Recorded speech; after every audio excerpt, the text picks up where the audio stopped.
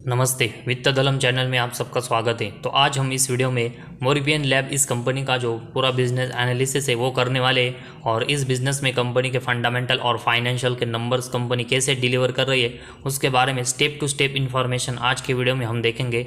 और ये सभी इन्फॉर्मेशन देखने के बाद ही हमें पता चलेगा कि ये कंपनी अपने बिजनेस सेगमेंट में करंटली कैसी ग्रोथ कर रही है और हमें इस कंपनी में कैसी इन्वेस्टमेंट करनी चाहिए। और इसके लिए सबसे पहले हम कंपनी का जो बिजनेस सेगमेंट है उसके बारे में डिटेल्स देखेंगे। तो मोरिपियन लैबोरेटरीज ये कंपनी की wide range of active pharmaceutical ingredients साथ ही में ब्रांडेड और जेनेरिक फार्मुलेशन है। इनकी एक मैन्युफैक्चरिंग, प्रोड्यूसिंग, डेवलपिंग और उसके साथ ही में मार्केटिंग कंपनी है। और उसके साथ ही में कंपनी होम हेल्थ से रिलेटेड जो प्रोडक्ट्स है उसकी भी सर्विस है वो अपने कस्टमर्स को प्रोवाइड करती है। तो पूरा कंपनी का जो मैक्सिमम बिजनेस है वो फार्मास्यूटिकल इंडस्ट्री से रिलेटेड हमें देखने को मिला है, जो कि एक अच्छा बिजनेस माना जाता है। तो एक अच्छे बिजनेस में कंपनी करंटली यहाँ पर काम कर रही है। इसके बाद कंपनी का अगर हम रेवेन्यू के बारे में इंफॉर्मेशन देखेंगे तो कंपनी को मोस्टली 3 सेगमेंट से यहाँ पर रेवेन्यू आता है, जिसमें कंपनी का जो एक्टिव फार्मास्यूटिकल इंग्रेडिएंट्स है मतलब एपीआई सेगमेंट, उससे कंपनी लगभग 58% का रेवेन्यू जनरेट करती है। और कंपनी का जो डोमेस्टिक और इंटरनल एपीआई है उसमें कंपनी हमें एक एस्टेब्लिश प्लेयर देखने को मिली है। और उसके साथ ही में कंपनी के पास बहुत ही सिलेक्टिव पोर्टफोलियो हमें वर्ल्ड लार्जेस्ट कैपेसिटीज़ का देखने को मिला है, जिसमें कंपनी 4 एपीआईज में काम करती है। और उसके साथ ही में 800 प्लस कस्टमर्स कंपनी के अराउंड द वर्ल्ड है। और इसमें कंपनी मेजर एशिया और इंडिया के जो क्लाइंट्स हैं उनके साथ काम करती है। तो कंपनी का एपीआई सेगमेंट का बिजनेस है, इसमें कंपनी एक अच्छे मार्केट सेगमेंट में काम करती है। इसके बाद कंपनी का जो second most segment revenue generate करता है उसके बारे में इंफॉर्मेशन देखेंगे तो कंपनी का ये डायग्नोस्टिक बिजनेस है, जिससे कंपनी को लगभग 25% का रेवेन्यू वो आता है। और इस सेगमेंट में कंपनी हमें various point of care diagnostic के जो डिवाइस है वो सेल्स करते हुए देखने को मिलती है। और इसमें company glucometer, BP monitor, air purifier, breathe free vaporiser, stethoscope और थर्मोमीटर इन जैसे इम्पोर्टेंट जो डायग्नोस्टिक है वो हमें सेल्स करते हुए देखने को मिलते। तो ये भी कंपनी का एक अच्छा बिजनेस का सेगमेंट है। और उसके बाद कंपनी अगला जो अपना रेवेन्यू जनरेट करती है वो कंपनी का ओटीसी का बिजनेस है। और इससे कंपनी अपना बिजनेस का 7% का रेवेन्यू आता है। और इस सेगमेंट के अंडर देखेंगे तो company mostly fast moving health care products है वो सेल्स करती है। और इसमें कंपनी के पास ऑनलाइन वेबसाइट भी है। और इस सेगमेंट में कंपनी मतलब जो fast moving health care products है उसमें कंपनी के पास 100 प्लस प्रोडक्ट्स हमें देखने को मिले। और साथ ही में इसमें कंपनी पैन इंडिया लेवल पर देखेंगे तो 175 प्लस की जो टीम है वो कंपनी के पास मौजूद है। साथ ही में डायरेक्ट कवरेज देखेंगे तो 2 लाख केमिस्ट कंपनी के पास हमें देखने को मिले।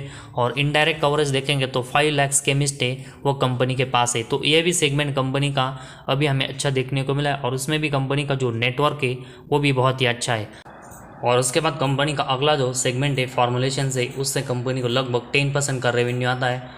और इस सेगमेंट में कंपनी के पास लगभग 500 प्लस जो ब्रांडेड प्रेस्क्रिप्शंस है उनका पोर्टफोलियो है, जिसमें हमें थेराप्यूटिक एरियाज़ में gastro, antibiotics, vitamins, nutritional, anti diabetes और कार्डियक इन जैसे फार्मास्यूटिकल जो फार्मूलेशन है वो है। तो ये भी कंपनी का बिजनेस एक इम्पॉर्टेंट सेक्शन है।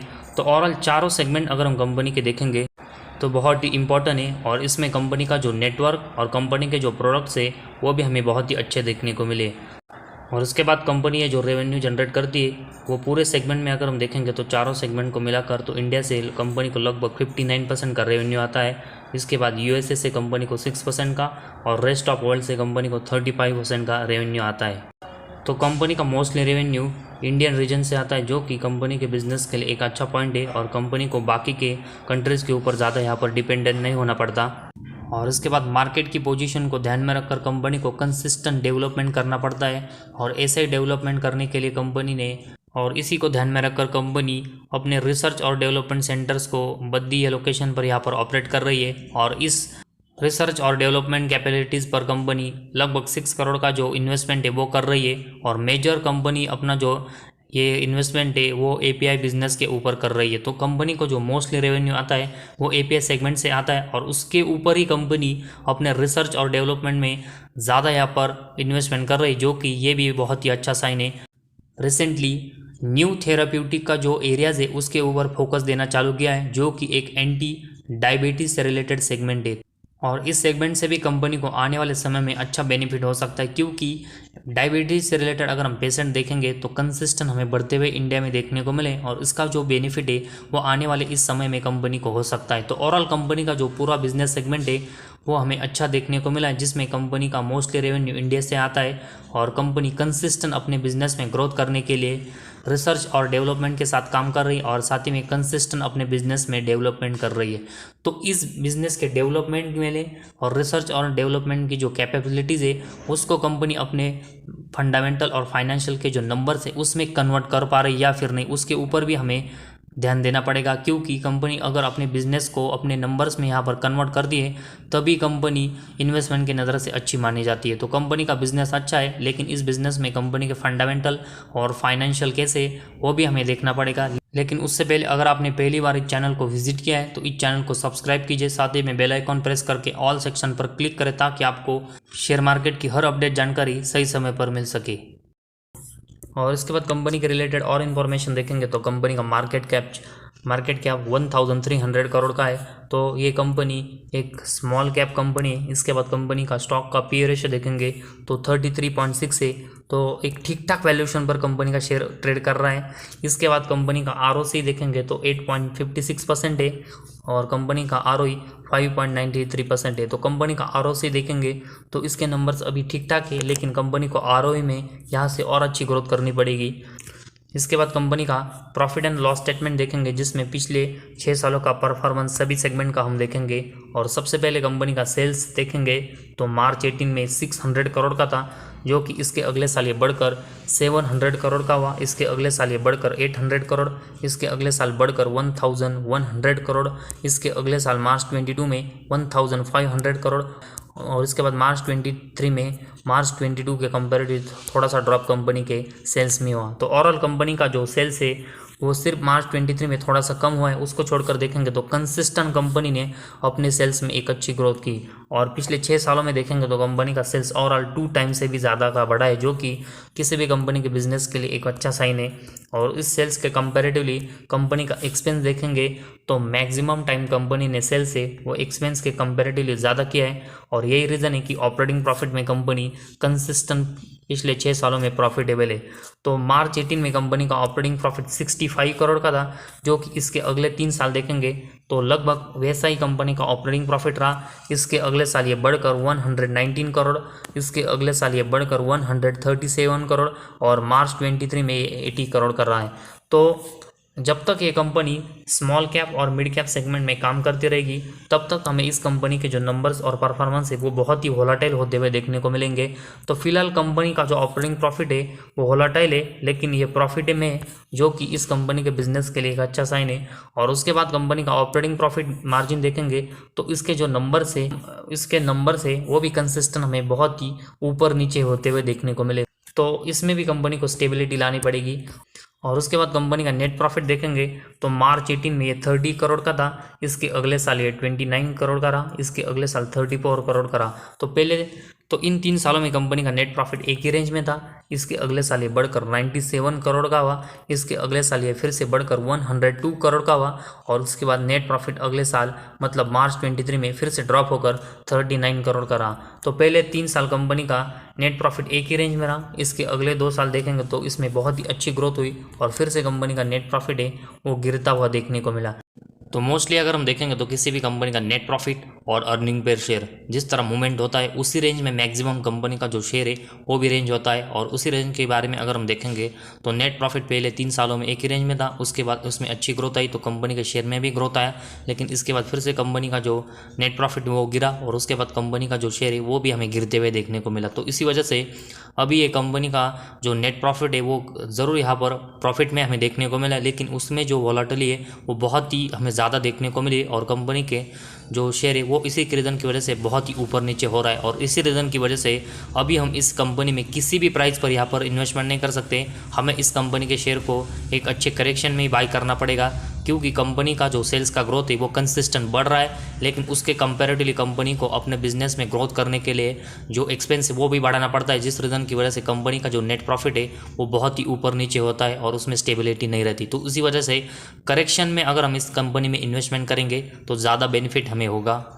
इसके बाद कंपनी की बैलेंस शीट देखेंगे तो कंपनी के पास मार्च 23 में 600 करोड़ के रिजर्व है और उसके कंपैरेटिवली कंपनी के ऊपर सिर्फ 25 करोड़ का बोरिंग्स है। तो कंपनी अपने ऊपर का बोरिंग्स कंसिस्टेंट कम कर रही है और उसके कंपैरेटिवली कंपनी के रिजर्व कंसिस्टेंट गेन हो रहे हैं, जो कि इस कंपनी की बैलेंस शीट को बहुत ही स्ट्रांग बना रहे हैं। और उसके साथ ही में कंपनी का जो बोरिंग्स कंसिस्टेंट कम हो रहा है, उस रीज़न की वजह से कंपनी का जो इंटरेस्ट है वो भी कंपनी को कम चुकाना पड़ रहा है, जो कि इस रीज़न की वजह से कंपनी के जो नेट प्रॉफिट के नंबर से वो मैक्सिमम पिछले 6 सालों में कंपनी ने प्लस में जनरेट किए। तो जिस तरह कंपनी का बोरिंग्स कम है वो कंपनी के नेट प्रॉफिट के लिए एक अच्छा साइन है, लेकिन आने वाले समय में कंपनी को अपने जो एक्सपेंस है वो भी कंट्रोल में करने पड़ेंगे, तभी कंपनी का जो नेट प्रॉफिट के नंबर से वो हमें ज़्यादा देखने को मिलेगी। क्योंकि कंपनी का सेल्स का ग्रोथ है वो तो कंसिस्टेंट बढ़ रहा है, लेकिन उसके कंपैरेटिवली कंपनी के जो एक्सपेंस बढ़ रहे वो भी कंपनी को कंट्रोल में करने पड़ेंगे, तभी कंपनी के नेट प्रॉफिट के नंबर से वो कंपनी कंसिस्टेंट अच्छे मेंटेन कर पाएगी। तो फिलहाल कंपनी की बैलेंस शीट अच्छी है, जो कि कंपनी के बिजनेस के लिए एक बहुत ही अच्छा साइन है। और उसके बाद कंपनी का कैश फ्लोज देखेंगे तो मार्च 18 में कंपनी का नेट कैश फ्लो -1 करोड़ का था, जो कि अगले इसके 3 साल कंपनी का नेट कैश फ्लो कंपनी ने पॉजिटिव में जनरेट किया। इसके बाद मार्च 22 में ये लॉस में गया और फिर से अभी मार्च 23 में कंपनी का नेट कैश फ्लो प्लस में आया है। तो कंपनी का बीच बीच में जो नेट कैश फ्लो लॉस में जाता है वो कंपनी को स्टॉप करना पड़ेगा। बाकी की अगर हम नेट कैश फ्लो का कंपनी का पिछले 6 सालों का परफॉर्मेंस देखेंगे तो मैक्सिमम टाइम कंपनी ने ये प्लस में जनरेट किया, जो कि कंपनी के बिजनेस के लिए एक अच्छा साइन है। और उसके बाद कंपनी की अगर हम डेप्टर डेज देखेंगे तो मैक्सिमम टाइम कंपनी के डेप्टर डेज है वो कंपनी ने पिछले 6 सालों से 100 डेज के नीचे यहाँ पर मेंटेन किए और मैक्सिमम टाइम कंपनी का डेप्टर डेज है वो हमें 73 मार्च 18 में देखने को मिला था। तो उसके बाद कंसिस्टेंट कंपनी ने डेप्टर डेज है वो उस नंबर के नीचे रखे, जो कि किसी भी कंपनी के बिजनेस के लिए एक बहुत ही अच्छा साइन है। और उसके बाद कंपनी को अपने इन्वेंट्री बेचने में भी मैक्सिमम टाइम पिछले 6 सालों में 100 डेज से कम लग रहे, तो ये भी कंपनी के बिजनेस के लिए एक अच्छा साइन है। तो कंपनी को अपने डेप्टर डेज और इन्वेंट्री डेज ये कंटिन्यूस 100 डेज के नीचे यहाँ पर मेंटेन करके रखने पड़ेंगे, तभी कंपनी की जो कंसिस्टेंट ग्रोथ है वो आने वाले समय में हो पाएगी। और उसके बाद कंपनी का अगर हम शेयर होल्डिंग पैटर्न देखेंगे तो कंपनी के प्रमोटर के पास 38% की हिस्सेदारी है, जो कि पिछले कुछ समय से इनकी जो इन्वेस्टमेंट है वो इस कंपनी में थोड़ी सी गेन हुई है। और उसके बाद एफआईज की इन्वेस्टमेंट देखेंगे तो इस कंपनी में लगभग 1% के आसपास है। डीआईएस की इन्वेस्टमेंट देखेंगे तो 3% के आसपास है और गवर्नमेंट की इन्वेस्टमेंट 0.01 और पब्लिक की इन्वेस्टमेंट है वो इस कंपनी में 57% की है। तो एफआईज और डीआईएस है वो भी हमें थोड़े से इस कंपनी में इंटरेस्टेड देखने को मिले हैं। तो ये कंपनी फार्मा सेगमेंट में काम करती है, प्रॉफिटेबल कंपनी है और कंपनी की बैलेंस शीट स्ट्रांग है, और ये रीज़न है कि एफआईज और डीआईएस है वो हमें इस कंपनी में यहाँ पर इंटरेस्टेड देखने को मिले।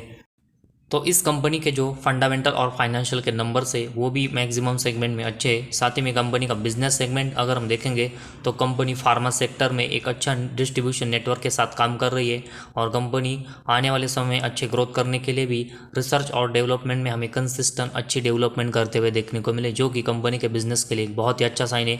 तो ओवरऑल कंपनी प्रॉफिटेबल है, कंपनी की बैलेंस शीट मजबूत है, कंपनी का कैश फ्लोज अच्छे है। इस रीज़न की वजह से हम इस कंपनी में एक अच्छी इन्वेस्टमेंट अभी कर सकते हैं, लेकिन कंपनी का जो performance profit and loss statement में अभी हमने देखा वो बहुत ही वोलेटाइल हो रहा है। और इस रीज़न की वजह से एफआईज और डीएस की अगर हम कंसिस्टेंट शेयर होल्डिंग पैटर्न देखेंगे तो उनकी जो शेयर होल्डिंग है वो इस कंपनी में कंसिस्टेंट कम और ज़्यादा हो रही है।